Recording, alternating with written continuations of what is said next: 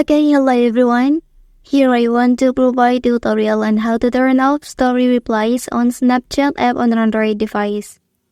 Well, knowing how to turn off this feature on Snapchat can help you control who can interact with your stories and maintain your privacy. Okay, and also by disabling story replies, you can prevent others from sending direct messages or replies to your stories. Okay, let's go to the tutorial. First thing first, open Snapchat app on your device. Okay, so now you can enter to your profile page and then select settings option at the top right corner. Well, and then here you can scroll down until you find your public profile settings. Tap on it. Okay, and then the way to turn off this feature, simply turn this toggle off like this.